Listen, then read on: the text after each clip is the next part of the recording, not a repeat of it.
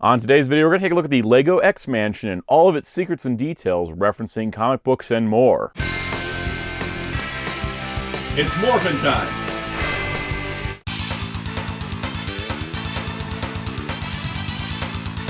Hello, this is Sound here, and welcome to my video on the LEGO X-Mansion. Now, this is the most recent Marvel direct-to-consumer LEGO set, and before we get too far in, I want to tell everybody I'm not a big LEGO guy. I really do like LEGO, and I do pick up the occasional set, but this is the first of like a 3,000 plus piece set I picked up. This is the first Marvel direct-to-consumer set I picked up. I had to learn what a direct-to-consumer set was. Basically, it's only sold on like LEGO Store and I think Shop Disney. It's very limited as to where you can get it because of how expensive it is, and I did spend a bunch of money on this, and that's why you're seeing a video. But I did want to preface this as not really a review of the X-Mansion because I don't spend enough time in the LEGO space to go, this is a good value compared to this, and this should be done like this, and this, and this. That's not my usual field. I'm more traditional action figure kind of guy. So because of that, I picked this up because I'm a huge X-Men fan, and the best way for me to cover this is to talk about it from that perspective, because there's a lot of cool little details and little things they did here that I think are super neat. And I wanted to talk about them from the perspective of an X-Men fan, from someone who reads the comics, watches the movies and shows, that kind of thing, as opposed to trying to review a LEGO set when I don't really have the baseline knowledge needed for that. This is the first LEGO set that I bought that was this expensive, that was this many pieces. In a way, I am a newbie. But I've been buying LEGO stuff my entire life. It's just usually I just pick up a set that appeals to me. This really appealed to me because when else are we going to get an X-Mansion playset? So this type of video seems interesting to you, hit the like button, hit the subscribe and notification bell if you haven't already. Help support this channel, helps keep future videos like this rolling, and thank you very much everyone who supports the channel. So let's begin our tour of the X-Mansion. Okay, so I think we should start with the exterior in its default configuration. The way the instructions have you build this is like there's a big battle scene going on with the Sentinel, and it kind of works into the story of the set. So let's take a look at kind of like what we got going on here. So first of all, we got Wolverine on his motorcycle. We've got Cyclops, he's battling the Sentinel. What I like about this set is the inclusions of these like clear plastic risers, or should I say clear LEGO risers. So this one is not supposed to be like Scott flying. It's supposed to be him held by the Sentinel. It's just supposed to like keep him stable there, which I think is pretty cool. But I do really like the Cyclops eyepiece here. So basically the way this works is that to replicate his optic blast, you have a piece he holds up to his head with the blast on it, but it kind of imitates him putting his fingers up to his visor, which I think is super, super cool. Of course, we got Gambit here going solo, telling you to remember his name as he drops some cards on the Sentinel's head. Over on this side, Jean Grey, we have her levitating parts of the set. I haven't gone through the process, but I believe it's possible that you can like just, you know, I mean, obviously I think you can just take this piece off and then just set up the lamp there. You don't have to have it like in battle mode. It has you build it in battle mode. So what I like to do is like have Jean Grey throwing them. Over here we got Bishop. He's got a cool effect piece to be leaping on. I like that there are a bunch of these leaping standees. He's got a big old gun. You got Rogue flying in. The flying stand, when it's like this, doesn't look as natural as it does when it's got like that swoosh to it. And then we got Charles up there in his chair. And then up here we've got Magneto, Master of Magnetism, floating up above. I thought that was appropriate. So it's a pretty neat diorama scene, but I think I want to break it down and take a look. Let's take a look at the minifigures first, because I think there's some interesting things with that, and also some interesting comparisons to make with Wolverine, because they've made a lot of Wolverine figures. First things first, the Sentinel's pretty cool. It's just like a brick build, but it's pretty neat. I mean, it's got like the classic Sentinel head. These shoulder pads, though, they like to pop off. I know it's LEGO, but like they don't always hold the most secure. But he's got a little bit of range of motion. He's got some ball joints. I do like the little like tentacle. Has like a wrap feature to it, so you can have him hold a figure, hips, ankles, that sort of thing. He pegs into the base of the mansion with these pegs on the bottom, which is really appreciated because he can get kind of loose with the ball joints, so it's nice having that stability. But that's the Sentinel. He's not technically a minifigure, but he's cool. All right, so coming over from the X-Jet was Rogue, Cyclops, and Wolverine. I believe Rogue is exactly the same. You can see here she is in her Jim Lee era costume design from the 90s, which was also used for X-Men Animated Series in X-Men 97. It is a green jacket, which makes it feel more X-Men 97-ish, because she usually was done with a brown jacket, but it was kind of a brown with a green shading, or it was green with a brown shading in the original cartoon. And in the comics, it has some slight variation depending on the color artist. She does have an alternate expression, which is, you know, kind of a more angry face, battle face, whatever you want to call it. So overall, pretty nice little figure. Cyclops, I believe, is the same as the X-Jet, except I think the legs are different. I remember one of them has more paint than the other. I don't have the X-Jet, by the way, because it's $85 for a 350-piece set, and that's absolutely ridiculous. I don't know Lego that well, but I know that's an insane price. And then nobody put it on sale for Black Friday, which miffed me a little bit. One day, I'm not buying that for like the insane price they're selling it for. All right, so this is, of course, the Jim Lee Cyclops, the 90s look with the cross harness, with the hood over the head, but the hair is exposed. He's got, you know, stern Cyclops, and then he's got I just saw Jean Grey, Madeline Pryor, and or Emma Frost Scott face, which is pretty cool. Really nice looking figure. And then for Wolverine, he is in the 90s costume as well, though we're going to spend a little bit more time with him because we have other Wolverines to compare to. All right, so here is our brand new figures. None of these have ever had Lego figures before. So we got Jean Grey here. She is in her 90s look, of course, very X-Men 97. It's all kind of the same when you get down to Lego, of course. Her more angry battle face going on, which is pretty cool. I do like the printing on the back of her as well. Now, Bishop is in a 90s look, but he's in like a late 90s look as opposed to an early 90s look. He's not quite the classic Bishop that was in the 90s cartoon. He doesn't have the haircut of 97, so this is more of a later appearance Bishop. You can even see the really cool details like his bandana tied on the back.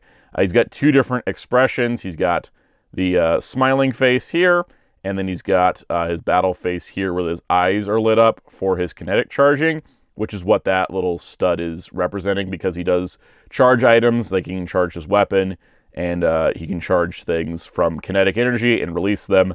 I like Bishop. He's really cool. He's also a time traveler, which is just super awesome. So then we have Iceman. Now, the reason Iceman was included in this set, despite being very 90s X-Men, he was on the 90s X-Men team in the comics. The set is not ultimately like supposed to be X-Men 97. This is one of the reasons, because Iceman here was included because Firestar and Spider-Man have been released already. Firestar was in the Daily Bugle specifically, so Iceman finishes off the Spider-Man and His Amazing Friends. All right, for Gambit, Gambit's pretty awesome. I'm glad they went with this kind of, you know, printed trench coat. They could have done something weird. I'm glad they went with that.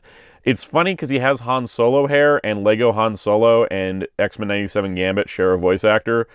So that's kind of a fun little, like, subtle Easter egg. He's got a smiling face, and he's got a serious face, which is pretty cool. And then, of course, the big effect piece you can't miss, it's the cards. So he's got this big old energy trail, and then he's got the 3 cards he is charged.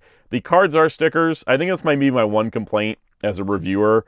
I wish this set had less stickers and more printed detail, because there was a lot of stickers. But I think I got them mostly even on there, so they look pretty good. I built Gundam kits. I'm used to stickers. And then lastly, we have Charles Xavier, who comes in his hover chair, which looks really nice. Xavier here, he is, from what I understand, a reused torso from The Office and the head of Lex Luthor, so that's kind of funny. It works, though. I mean, you got serious bald man in a suit to sit in a chair. All right, so we have Magneto and Storm. Let's start with Magneto. Magneto in this costume hasn't been available in a while. This is, of course, your classic, like, old bucket head Magneto. The last time this was released was way back in, like, was it 2013? It was like, you know, Deadpool's helicopter set. This Magneto is pretty similar, but they are a little bit different. So first of all, this one has an all red crotch, whereas this one had the nice purple crotch. I don't know how big of a deal that is. He does have different chest printing. This one, I feel like the one that comes with the mansion skews a little bit more 90s, whereas this one skews a little bit more classic. Different face prints, obviously. Does he have a second face? Yeah, he has an angry face on the back. And then this one's got the angry face here, but he also has the smiling face here. So, you know, you got options with your display. I believe the helmets are similar. They look pretty much the same. The other cool part, too, is you do get the hair to put on Magneto here, so you can have him without the helmet. And then, yeah, this one, I don't remember if this one came with that, but pretty cool. And then the biggest change, of course, is that this had the old fabric cape style, whereas this is on that new, like, sort of faux rubbery cape style, where it's like a plastic cape, but it's got like a soft bend to it. And I've never experienced that before this set.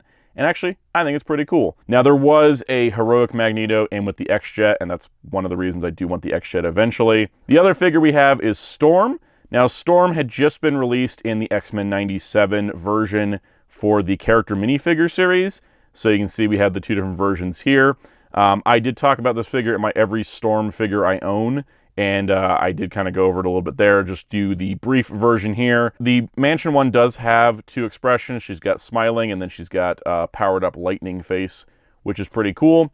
And of course she has the long hair, whereas the X-Men 97 has the mullet.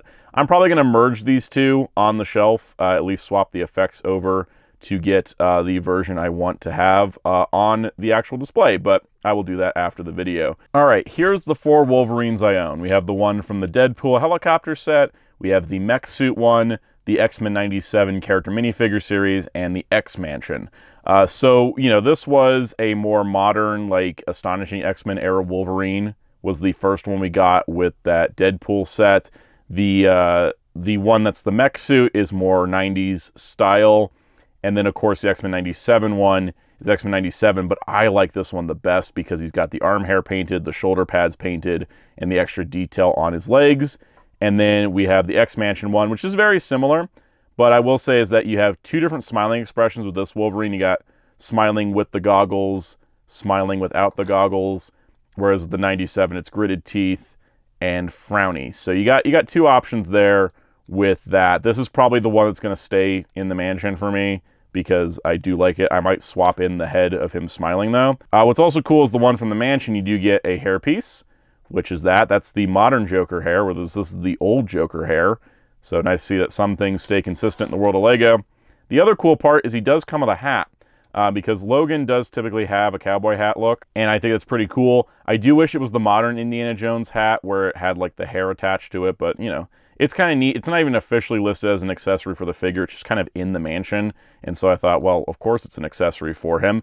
Speaking of, the other cool thing is that on his wall in the room, which we'll take a look at, you actually do get Muramasa, which is the sword that he can use to fight against Sabretooth and others, those that have like adamantium and healing factors. Muramasa negates that, and so that's a really cool detail because that's something that is intrinsic to a lot of Wolverine comics. So pretty cool that they give us a lot of options to display Wolverine. So in case you're wondering, of minifigures that aren't included in the set, what else exists for the X-Men? Well, it's just Beast. So this is the X-Men 97 Beast from the character minifigure series. This is it, because we do have a couple other mutant-adjacent characters. We have Firestar, who is a mutant. She came in the Daily Bugle set.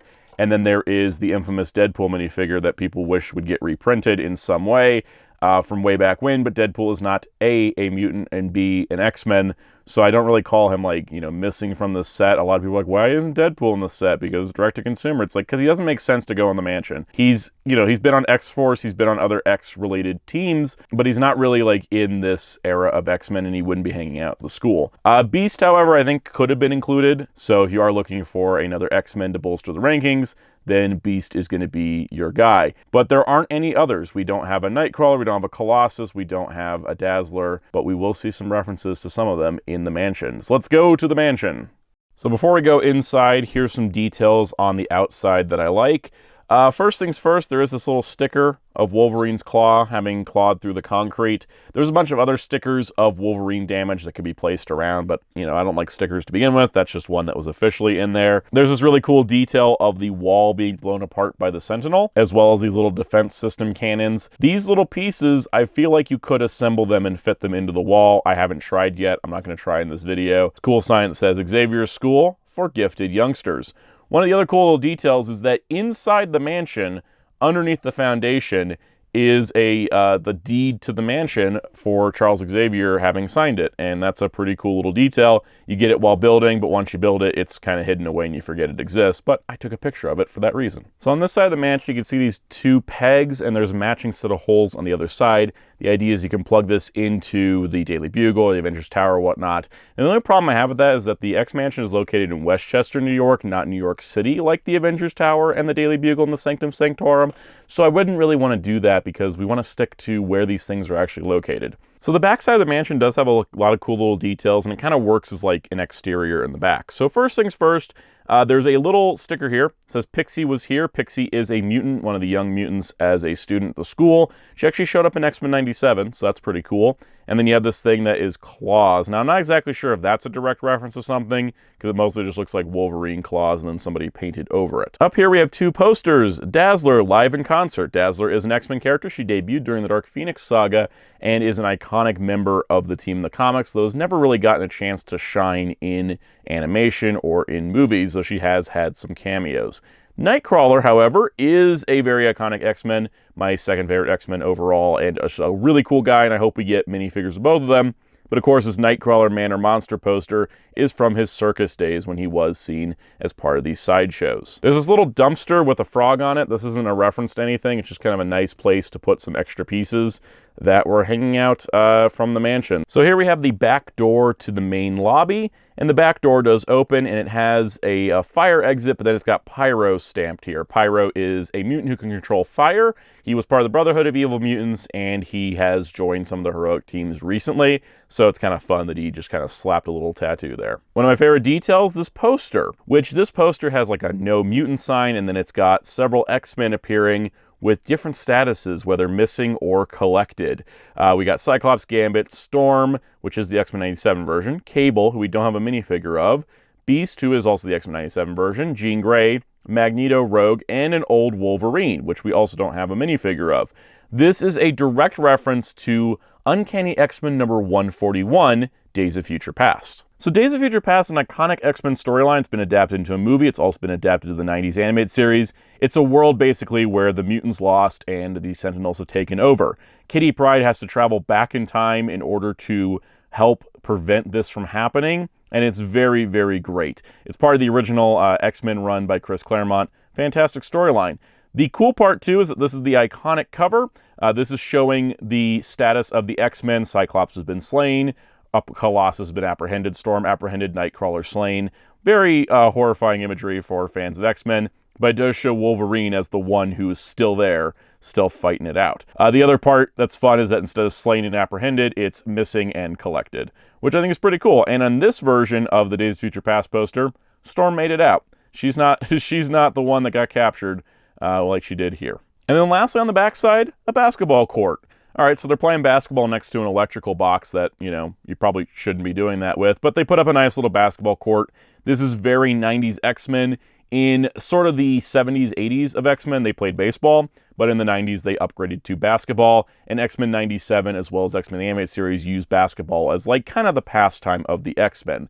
Though I will say, having them play basketball in their normal costumes, a little bit of a letdown, because I'm used to them being in like crazy crop tops and stuff, but this is kind of fun. I don't know if this was intentional, but they put one of these ports for one of the jumping arms right in line so you can have somebody dunking the basketball in the hoop, which in this case, of course, Gambit, because that's one of his special secret powers. So it's a fun little thing just to add in to give the mutants something to do that's not just fighting and learning. And also right under the basketball court is this ominous box with the Trask Industries logo on it. Trask Industries is the company owned by Bolivar Trask who designs and makes the Sentinels. Wonder why that's sitting back here. The last couple exterior Easter eggs, we have, of course, the X logo here, which is for the mansion, but you have established 1963. 1963 was when X-Men number 1 came out, so that was when the team was created. Also, there is a really neat Easter egg up here at the dome. Flipping a switch in the back will replicate one of the most common occurrences with the mansion in comics, TV shows, and movies. Yes, you can make it explode. And honestly, that's great. You could also use it to be knocking Magneto off of his pedestal. You could use it for whatever you wish. But the fact is that you can make the mansion explode, which is great because that happens all the time. So let's begin our tour in the bedrooms. So the fun part about this set is it's modular, so like each room is a separate piece, which means we can look at this a lot easier than a normal Lego set. So this is the Wolverine bedroom plus Beast lab area. So we have Wolverine. What's he looking at? What's on the bed? Oh, it's the famous Scott and Jean photo where Wolverine gets mad and slices through it because he's in his grumpy stage in season 1.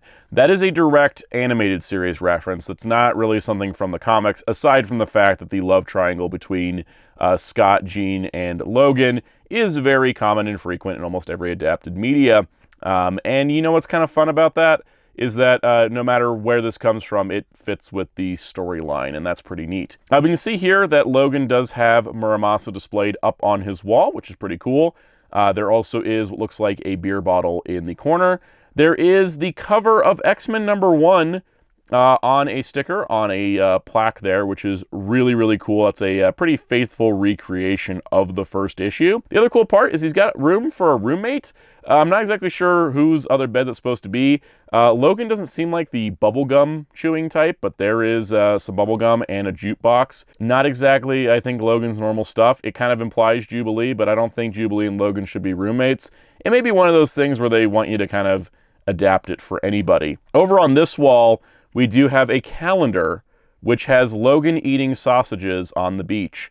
And then it's got Alkali Lake on there. So Alkali Lake is a location in the X-Men comics, and this may be a reference to one of the Marvel Swimsuit Edition issues because those were pretty common back in the 90s. It's also really cool at the windows and the way they have it set up. You can look into any of these rooms from the outside. All right, so then here we have, there's no doors in this mansion, by the way. You can walk straight through.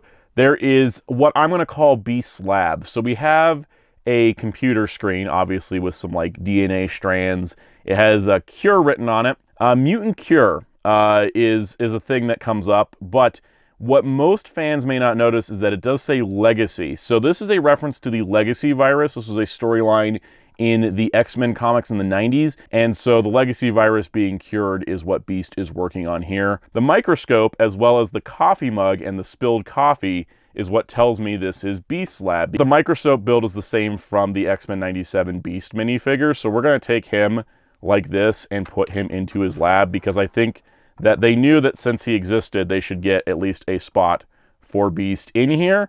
And I think that's pretty nice. So Beast doesn't come at the mansion, but you do have a spot you can place him in there. And kind of the idea with the set is that a Sentinel suddenly attacks and everyone drops what they're doing and runs outside, which is why you have coffee spilled on the ground. Of course, this being Lego means, let's just get this piece out of the way. It keeps messing my autofocus. This does mean Lego. You could clean this up if you want him just working normally on his lab. But I think that's pretty cool to have right there as an adjacent room to Logan's bedroom. Next on our tour, we're taking a look at the classroom and the library. All right, so here we have what I think is supposed to be a classroom. So we have some mathematics on the board here. You can see Beast is teaching remotely, maybe up in his lab or from a different location, but it's nice that Beast was included in the set that way. We can see it says first class online, live board connected. So it is kind of like a remote class thing. First class is a term that is used a lot to describe the first X-Men.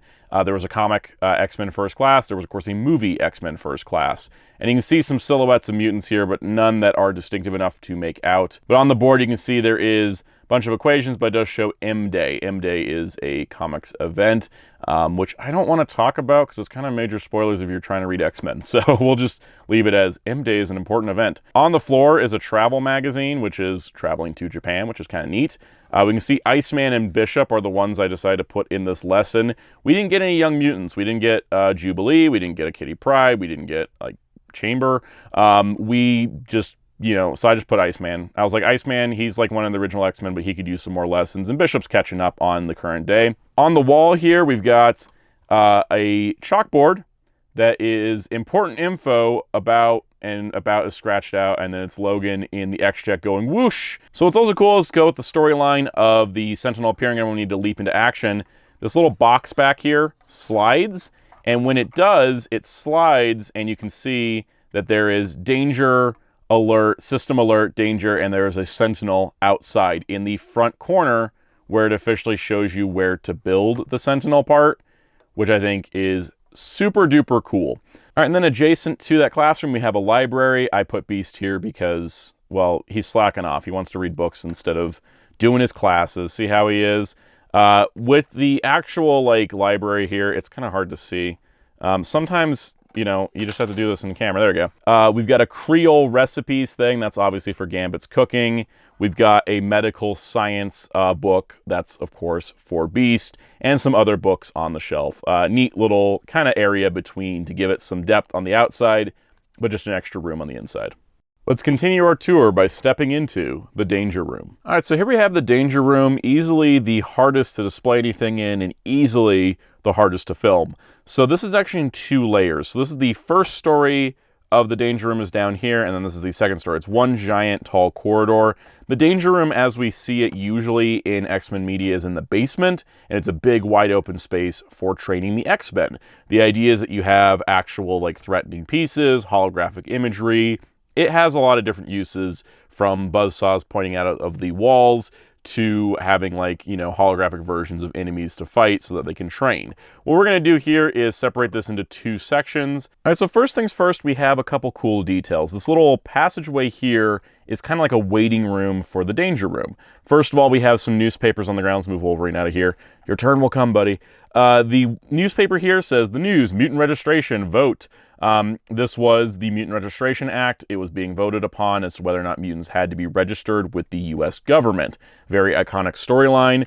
We also have a fire extinguisher. That's not a reference to anything besides fire safety. Over here on the wall, we have a TV newscaster where it says mutants everywhere, and it says Sentinels return, keeping us all safe, right? If you've seen Days of Future Past, you know that it does not keep everybody safe. You also have the newscaster sweating. As you can see, that man has 3 arms. So there is a mutant here on the news broadcast getting very nervous about these Sentinels showing up. Then over here we have a door sticker, which is designed very similar to the Cerebro door from the X-Men movies. And this door does open. It's like one of the only functioning doors here. So you can pull this little yellow box from the back, and it will slide the door open to show you the Danger Room inside. So here we got Gambit training in the Danger Room, and there's all kinds of dangers to be seen. First things first, the walls actually explode on here. You can pop these walls off, which is going to give us a great way to look into the Danger Room. So as you can see from the outside, you can see into the Danger Room. We're going to move Gambit out of the way for now. There's a sliding cannon down here, which is pretty cool. You got fire bursting from the walls, some little lights here. None of these are specific references. There's spikes at the bottom, which are a little rubbery. Nothing is specific references, just general Danger Room stuff going on. Now what's cool is that the little walls have these extra little details. So of course we've got these 2 missiles, which are for the Danger Room, but this sticker here is giving us a number, E92131. This is the official Marvel Multiverse Universe designation number for Earth 92131, the 90s Marvel anime universe that started with X-Men the animated series. So that's a really cool little hidden detail for fans who are paying close attention to the specifics. Then this other wall on the other side has 141965. That is referencing X-Men number 14 from 1965, which was the debut issue of the Sentinels, which makes sense because the Sentinels are attacking the mansion. Also, there's some missile-looking areas here, and it fits right neatly into the wall. What I also like is that while the other sides of the mansion are all bricky, like you see if you look here, everything is bricky on the other side of the mansion, this one does have more of a metallic finish because the Danger Room is a bit of a different place, and I think that's neat, but it still has the facade of a regular wall on the front, which I think is a really cool attention to detail there. And what's cool is we do have an observation room, which is pretty common to see how the training is going. Let's take a look. I got Jean there looking at the console. We also have a chessboard on here. That is probably a reference to the movies where Charles and Eric, Magneto, Professor X, use chess as kind of like their dueling ground. It's their thing. It's neat. So we can see that there is a window here, but you can see there's all kinds of controls here for controlling the Danger Room from above. So inside the Danger Room, you can see Rogue is flying because there are pegs to put those cool flight stands on. There's a camera watching here. We've got saw blades on one side, lasers on the other.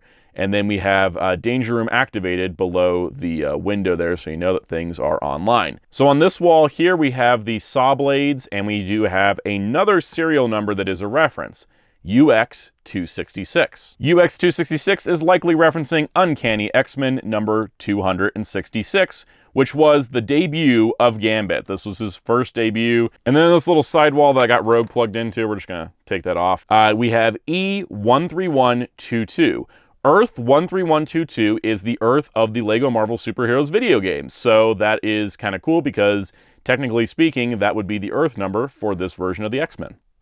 Our tour continues into Charles Xavier's office. Okay, so officially it's Charles's lab.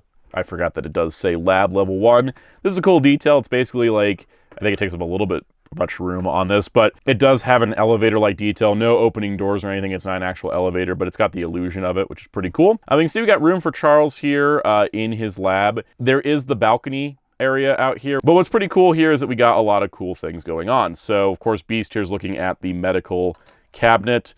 This has got a computer screen, and then inside here is some little details like some VHS tapes, putting this distinctively in the 90s as a setting. Those are cool VHS tapes. Over in this area, we have Logan on a scanner, an MRI scanner. He is laying down. He fits pretty good without his mask on, of course, because you would want that. You can lift up the scanner and see that there is an X-ray laying underneath. And this X-ray is for Wolverine, and it does show that not only does he have the claws oriented the way that I like to do it, where you turn his hand and then plug the claw in, which you've seen throughout the video, where officially they go straight forward. The other thing is that he has old bones, because this is a deep cut Lego reference. The bone, the Lego like skeleton arm used to have like a little ball joint in the corner, and that's what we have here, which I think is super duper cool. He is old and he has the old bones. The other nice part is that that folds up nice and neat and gives you some more space in the lab. Like over here where you got some medical supplies and you've got like what looks like a soda can and an amoeba in a petri dish. There's a cookie in the drawer, so you have that for your late night snacking. And then a couple syringes. And this syringe design matches what was on Beast's computer screen for the legacy virus cure, so that could be used for that. Over here, we've got a readout for Cerebro. Cerebro is a device that Professor Xavier uses to track down mutants. He can read them and feel them across the planet. It amplifies his psychic ability. So it's kind of a readout screen for Cerebro. And here is Cerebro. Yes, it looks like a weird lamp, and you can just pop it off the little stand. And you can see this little screen here. While it's usually just in his head, this screen shows mutants across the planet. And then, of course, you can take Charles himself, and you can put him, he actually has pegs right here for this, so you can peg him in right there, pop Cerebro on his head. So yeah, it looks a bit like a Solande. That looks like Catwoman's whip. Overall, you can get him doing the Cerebro thing. You can see it from the outside as well, like him searching for mutants on Cerebro, which is pretty cool. Pretty cool area. A lot more spacious in the middle column than these side columns. The last stop on our tour, the main lobby. So the main lobby area is pretty cool. It is definitely the biggest space. First things first, there is another reference. We're just gonna demolish Charles's balcony for a second so we can see it. Above the door, it does say Mutatis Mutandis, which is, Latin for like mutants learning or something. I actually don't know what the Latin translation is. Correct me in the comments. But this is typically displayed in pretty much every version of the mansion. And then, of course, the front doors do open under the balcony, giving you a look into the mansion itself. All right, so as you can see, through the front door, we've got some great details. As you can see, we have two signs, class pointing this way, which goes towards the classroom, and then danger room pointing, of course, towards the danger room. Then we got some nice plants, some nice decorations, two chairs. I just have Cyclops and Storm here greeting people as leader and sub-leader. We got a nice little bust statue back here. The elevator, which once again isn't functioning, but still is there. Plus, this is the outside door with the pyro sticker on it, which is pretty cool. Other than that, there's a couple neat little details. On this wall, we have a portrait of Charles Xavier with Angel, Jean Grey, known as Marvel Girl at the time, Cyclops, Iceman, and Beast. The original X-Men, the first class, right there, which is pretty cool. And then on this side, we have Magneto and Charles at the opening of the mansion. And the big thing, of course, is the giant X symbol in the bottom, which was so much fun to build. I quite enjoyed that. I would say this one has space to do more stuff in, but it is the least interesting design-wise. So as you can see here, it points to Danger Room. The Danger Room is off this way through, of course, the Danger Room's door. And then, of course, the classroom is off this way past the library. And so it's pretty cool. I like that there is kind of that through line, like you could have characters walk through on their own if you so wished. And that same divine philosophy comes into the top floor, where you can see you can go straight over, and there actually is like a little like caution stripe, sort of, you're entering the danger room area sort of thing, but it does seem kind of funny that you go from Charles's lab to Beast's lab to Logan's room, and he doesn't even get a door. Poor guy. Like, give him a door at least.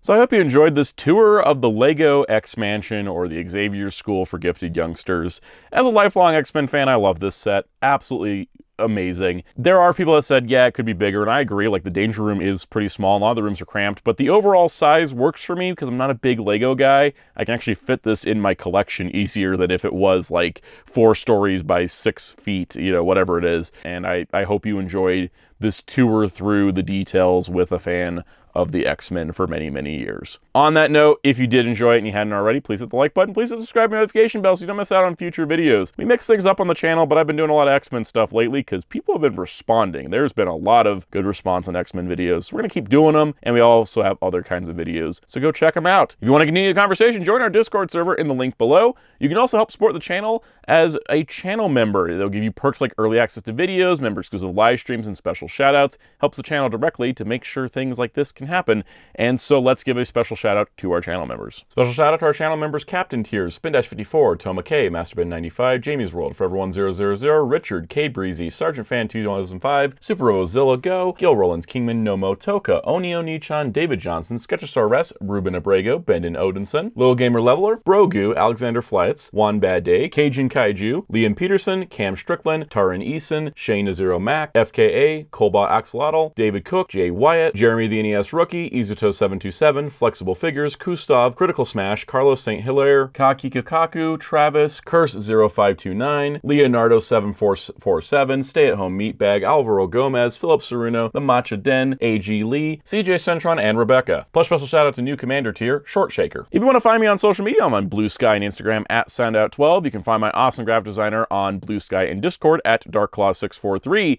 You can also find Hero Club at heroesclub.com for geek news, entertainment reviews, news, and more. And until next time, this is Soundout saying, to me, my X-Mansion that was probably too much, but I still love it anyways.